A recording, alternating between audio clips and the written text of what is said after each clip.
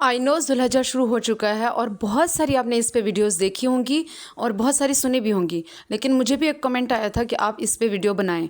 तो जो कुछ मेरी समझ में आता है या जो कुछ मेरी नॉलेज में है वो मैं आप तक डेवलप करना चाहती हूँ इस वीडियो के अंदर और इस वीडियो के थ्रू। तो आई होप उससे आपकी कुछ ना कुछ हेल्प होगी। इसमें मैंने 10 बातें ऐसी लिखी हैं जो आप कर सकते हो। 10 है या 9 है, आई गेस 9 है, जो आपको मस्ट करनी चाहिए अगर आप कर सकते हो तो ईद तक। और हाँ, इस वीडियो के एंड में मैं आपके साथ एक मास्क शेयर किया है। मास्क भी कह सकते हैं उसको, क्लींजर भी कह सकते हैं, जिसको आपने ईद तक करना है, यानी कि डेली करना है। इससे आपकी स्किन क्लीन होगी बहुत अच्छे से और इसकी डेड स्किन वगैरह उतर जाएगी और मेकअप बहुत फ्लॉलेस और अच्छा होगा। So without any delay let's begin.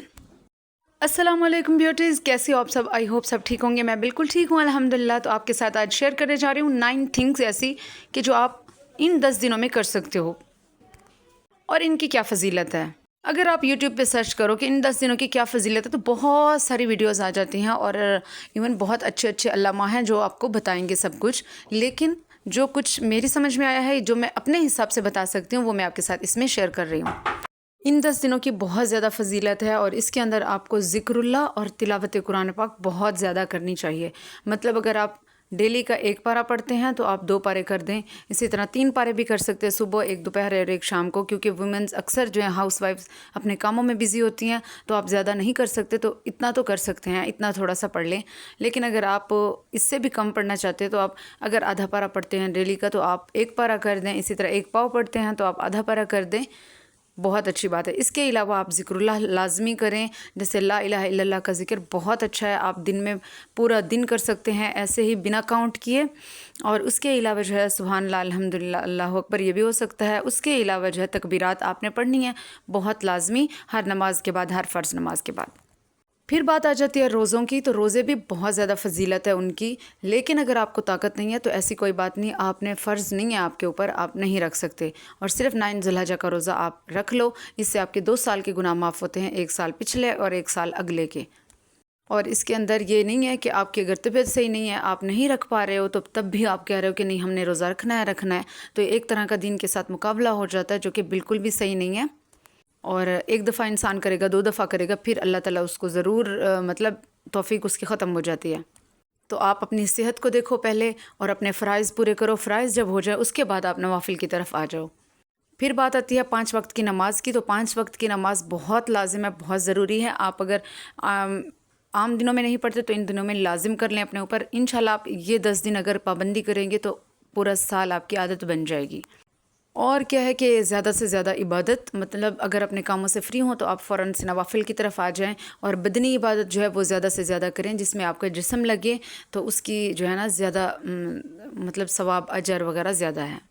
फिर बात आती है सदका वगैरह करने की, तो सदका इसमें ज़्यादा दें। उसके अलावा घर की क्लीनिंग होती है, ईद की शॉपिंग होती है, तो ये चीज़ें भी हो गई, इनको भी ज़रूर इंक्लूड करें।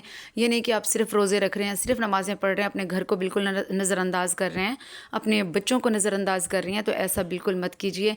बच्चों की खुशियाँ होती हैं और ये खुशियाँ जो है ना आजकल के दौर में आपको लम्हों से कशीद करनी पड़ती हैं। मतलब खुद खुश रहना पड़ता है, खुशियों को, लम्हों को, उनको खींचना पड़ता है। ऐसा नहीं है कि आपको खुशी मिल जाएगी या खुशी आ जाएगी, क्योंकि ये एज ऐसी होती है या बच्चों के बाद आप ऐसे समझने लग जाते हो, या आपकी कोई प्यारा आपका चला जाता है तो उसके बाद जैसे पेरेंट्स में से कोई हो गया या इस तरह कोई और रिलेटिव हो गया आपके जो अटैच था बहुत ज़्यादा, तो फिर आपको लगता है कि नहीं ज़िंदगी ख़त्म हो गई है या बस हमारी एज ही क्या है, अब क्या खुशियाँ, अब कोई आती नहीं है खुशी, या इस तरह खुशियाँ आती नहीं हैं, खुशियाँ लेनी पड़ती हैं, आपको कशीद करनी पड़ती हैं। अगर आप पीछे रहोगे तो सारे आपको रौंद कर आगे चले जाएंगे। इसलिए हर खुशी में अपने आप को आगे रखें और खुश होना सीखें, क्योंकि अल्लाह ताला की दी हुई ये भी एक नेमत है। और इस तरह अगर आप नहीं खुश होंगे तो ये भी एक नाशुक्री हो जाएगी। और अपने बजट में रहते हुए दिल खोल के अपनी ईद की शॉपिंग करें, बच्चों को शॉपिंग करवाएं, बहुत खुश रहें, क्योंकि आना जाना दुनिया में ये तो इंसान का लगा ही रहता है। दुनिया फ़ानी है, हर चीज़ को ख़त्म हो जाना है एक दिन। और जी आई होप मैंने सारे पॉइंट्स कवर किए हैं और उसमें बीच बीच में से मैंने आपको बताया नहीं कि कौन सा पॉइंट कब से कहाँ से शुरू हो रहा है। बस आप इन बातों का ख्याल रखें, यही आपके लिए काफ़ी है। اور جب آپ فرائض سے فارغ ہو جاؤ تو پھر آپ نوافل کی طرف توجہ کرو، اور جن جن چیزوں سے آپ کو خوشی ملتی ہے وہ چیزیں کرو، وہ تھنگز کرو۔